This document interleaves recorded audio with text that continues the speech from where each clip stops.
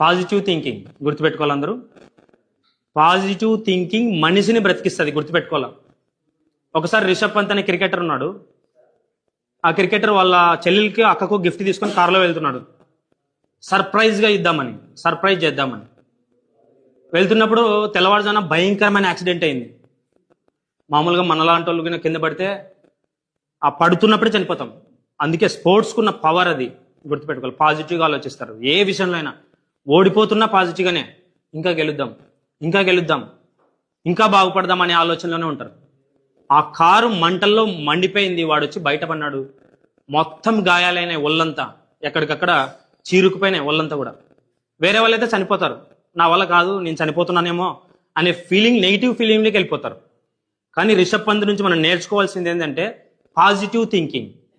ఇంకొకటైతే ఏమనుకుంటాడంటే నా క్రికెట్ అవసరం లేదు, కనీసం బతికితే చాలు, చైర్ మీదన్నా పోదాము అని అనుకుంటారు. వాడు చేతులు ఇరిగినా కాళ్ళు ఇరిగినా మొత్తం మెడ ఇది అక్కడంతా కిడ్నీ దగ్గర కూడా దెబ్బతిన్నాయి. అయినా కూడా నేను క్రికెట్ ఆడాలి, మళ్ళీ టీంలోకి వస్తానో రాను అనుకుంటారు వేరే వాళ్ళు అయితే.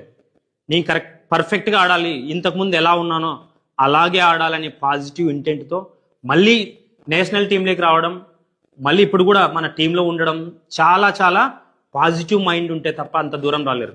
పాజిటివ్గా ఉండడం మంచిదా కాదా?